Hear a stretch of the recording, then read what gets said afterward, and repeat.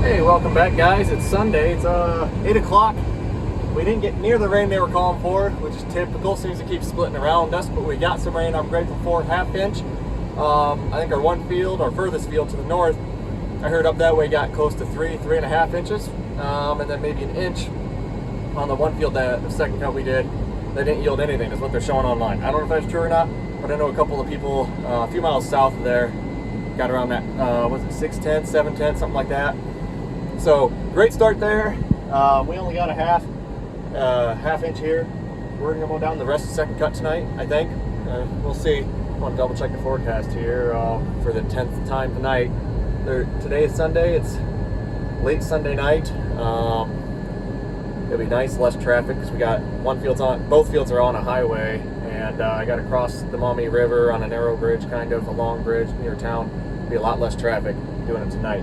Could I mow tomorrow? Maybe, but the rain's coming Thursday morning, so that means if I can mow it today, it gives me all day Monday and all day Tuesday to dry, so I can rake it Wednesday morning and we get everything baled and be done. It's 29 acres. There might be some straw that has some stubble clover in it next to the 20 acres of clover. We may do that and make it 49 acres to mow today.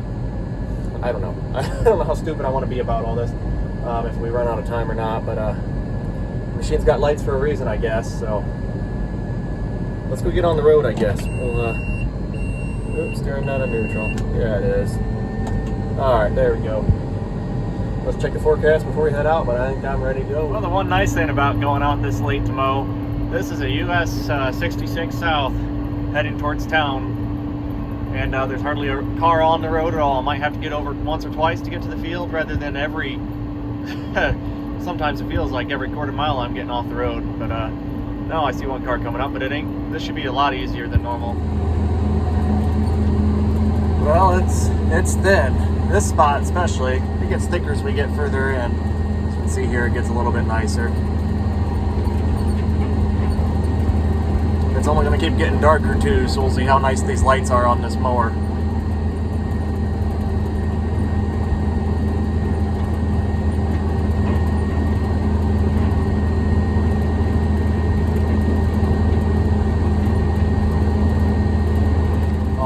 This field's done. There's our road lights. Holy crap.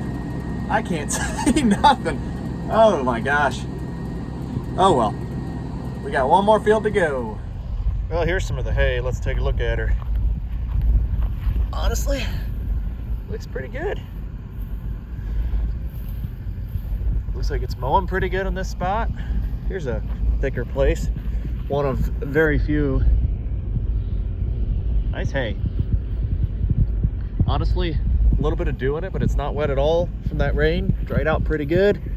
The ground, they got more rain here. I can just feel it. It's a little tacky, but this is a lot harder ground that holds on to moisture. Beautiful hay.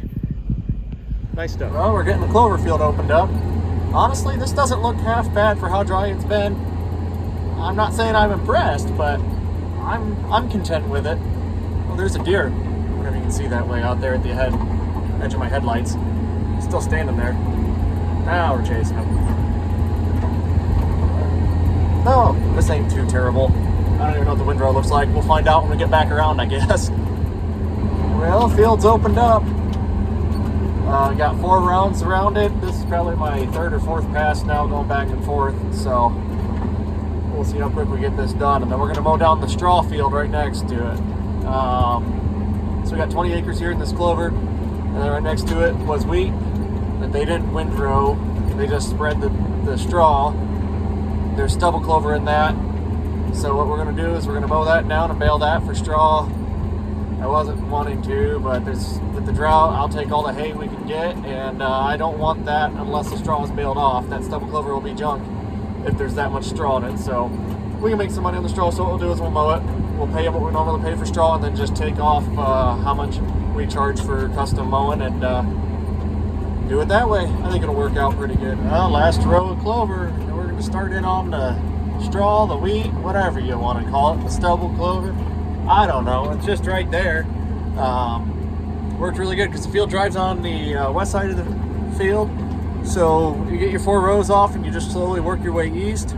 And then on the east side of this field is where that the wheat was. Not that you can see anything anyhow, but you just got to trust me. It's over there. I can faintly see it.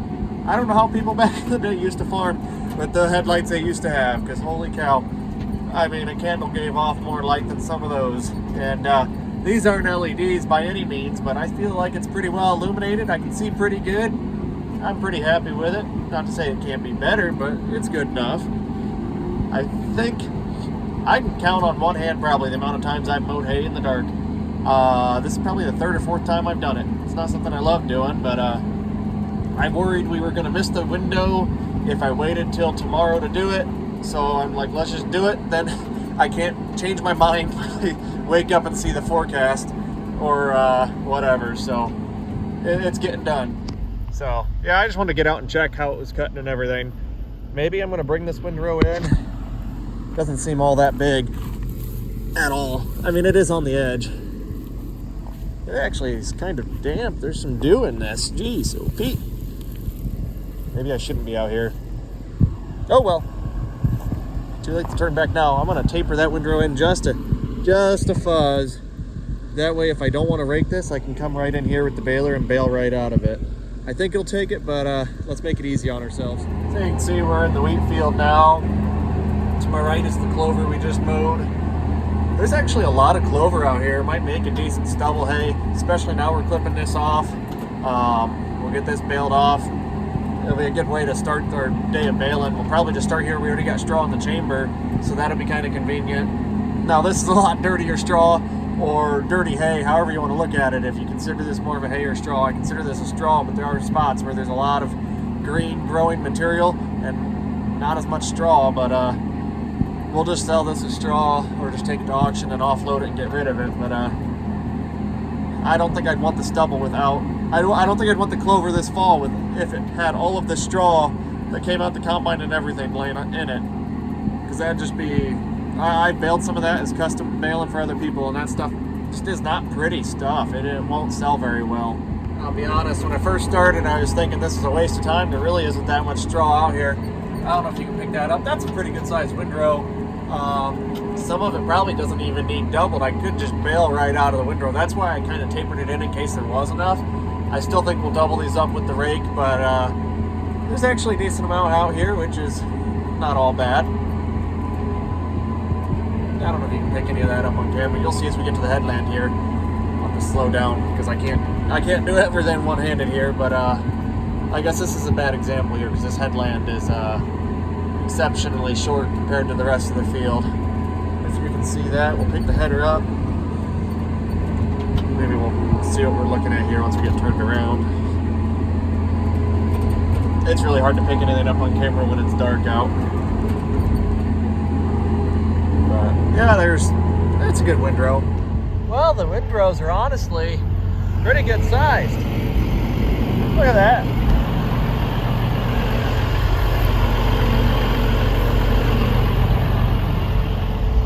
There's a decent amount of straw out here. I mean, probably end up raking 3, maybe 4 of these together. Yeah, I don't know, maybe even stop at 2. I'm thinking 3 could go together. Well, it's well, you can still see me. It's about 1 o'clock or just after 1:06 or something. Oh jeez. There we go. So yeah, I'm ready to go home. Everything's mowed. Put this in high range, and we'll start working our way out of the field.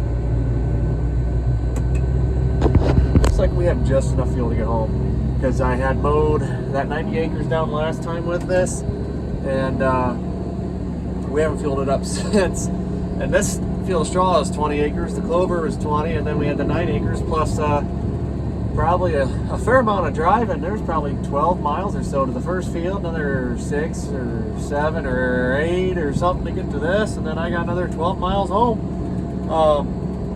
So what do we end up mowing today? It'd be about 49 acres. Yeah, that's a pretty good amount. It would have been unfathomable to mow this much acres, especially as late as I started with the old pull type. I love this thing. It's great. So, all right, let's just hope there's no traffic. Being 1 o'clock on a Monday, well now it's Monday, it was Sunday, but I would think we'd be all right. It's just there's about a half-mile stretch of road. This bridge is about a half-mile long. At least, maybe it's only a quarter. It feels like a good half-mile. Gets me across the river. With this mower being this wide, I take up both lanes on that bridge. So I basically just sit on one end and wait for traffic to clear where I don't see anyone coming, and then I proceed to cross and hope nobody's stupid and tries to come across it while I'm coming, because they're backing off. I ain't backing out of the bridge. Once I start, whoever starts driving at me is going to have to back up. And we haven't had that issue yet. I've only been across this bridge one time before today. Today will after I get home 3 times across the bridge, because the first time we came out to this field, I was coming from the south, actually crossing a different bridge to get across the river. So I took that bridge back north from this field after first cut. Now that we're here for second cutting, I'll be taking the bridge. Obviously, I already brought the bridge south here, and then we'll be taking it back north to get away. But I'm hardly seeing any traffic down this highway right now, 281 with the fields on, and I think we'll be all right. So now we're approaching the bridge. We got one car coming. Looks clear after him. We should be able to shoot right across. Well, we made it home. It's about 2 in the morning now. I don't know, right or wrong. We're not backing off on that rain for Thursday, so we have, well, today's Monday now, I guess, but to me it's still Sunday night. I don't know. We'll have all of Monday or today, whatever, to dry. I'm thinking I'm going to get it on it and rake it Tuesday. Maybe that's not quite right. I know usually it's probably best to rake the day you're going to bale, but in the off case that doesn't quite get it dry, you can really be in a corner. So what I'm thinking is I'm going to rake it Tuesday, rake the rows together, hope it's not too wet to do that. I mean, granted, if it is too wet, I won't do it, but hopefully I can. And then invert it on Wednesday if needed, because that'll give me a chance to dry it on 2 different sides of the swath, and I think that'll get us where we need to go to get it all baled up Wednesday before the rain. There's a decent amount of straw out there, so I wouldn't mind getting started baling in on some of that Tuesday.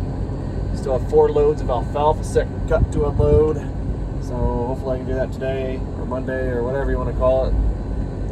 I'm going to go to bed, wake up, it's going to be the same day, but hopefully Monday or today, whatever you want to call it, or tomorrow, we get those 4 loads unloaded. Then Tuesday I can rake all morning, and then maybe bale up the straw. So I only have 29 acres to bale on Wednesday. Bale in, then pick up and put in the dry. And we have some oat straw, which I think is going to be something we're baling this week.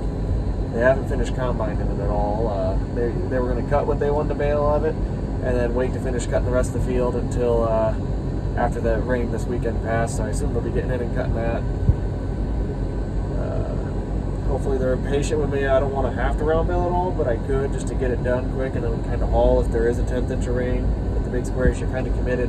Once you start dropping big squares, you're committed to probably picking those up pretty quick. At least in my bug, you want to be on them mighty fast. But maybe there's people who don't get too excited about stuff. But I hate seeing some small or big squares getting rained on round bales. As you can tell, I can live with it. Not that I love it. If I had my way, they wouldn't be outside. But you know, you do what you can and you work with what you have, and yeah.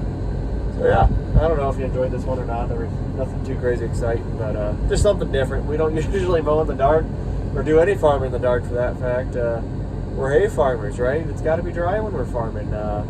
And I'll tell you one thing for sure is by the time I got done mowing that, things were getting mighty wet. I mean, moisture in the tires a little bit. At least I think there was. I didn't pay that close attention, but I know when I felt the straw, it did not feel dry. I don't know if that's from the rain or if that's dew setting in or both.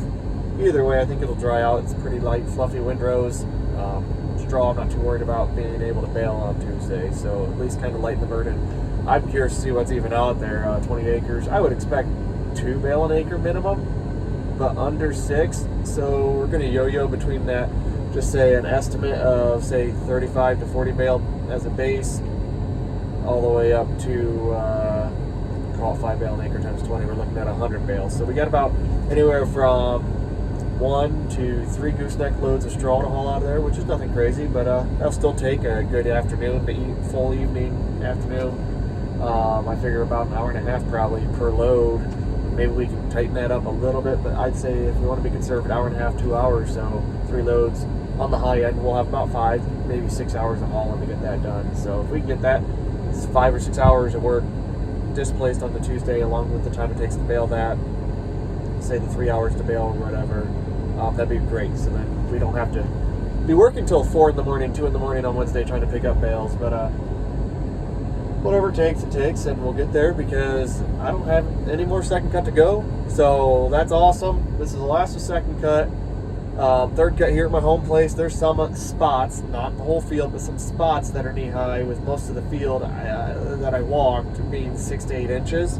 Still really good considering the drought. Now we got this rain. I'm hoping it keeps it or prevents it from blooming out, and we have 2 weeks before that's ready. That way, if there is an opportunity of some dry weather to work ground next week, we'll be working up ground to plant alfalfa in. If not, if that gets pushed off, it is what it is. And we'll just have a slow week waiting on third cut to grow, which is very possible, a good possibility of what could happen.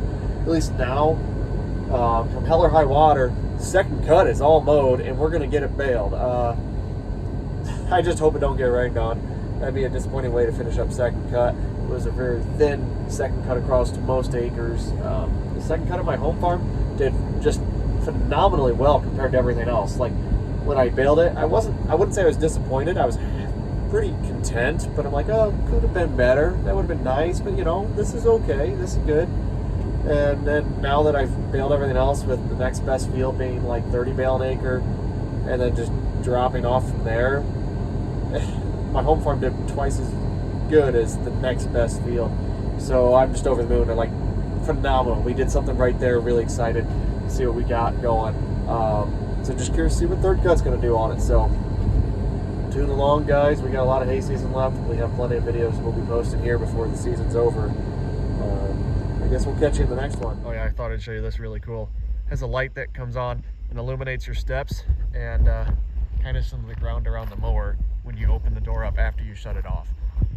And I thought for a while, I'm like, shoot, why is this not shutting off? I'm walking around it, trying to figure it out. I don't know whatever my conclusion was, or if I just gave up and walked away, or maybe I didn't notice it at first because it's usually daytime when we do this stuff, but it does shut off on its own. I don't know if I'll catch it on video. I thought I was going to miss it, but it stays on a lot longer than I was expecting. But either way, that's kind of a really neat feature that they have on this. At least I hope it goes off, but this is all we got left of our straw. 3 gooseneck loads there and 3 partial loads, really. It won't fit on 2, but it's not 3 full loads. So that's going to be really nice. Those I'm hoping we can get hauled in the next week or so. Plenty of light out here, honestly, a lot of moonlight. I'm stalling because I was thinking this light was going to go off, but it hasn't. But yeah, you can see it just, that gives you a lot of visibility coming down off of these steps in the dark. I don't know what's going on. I'm sure it'll go off. Probably.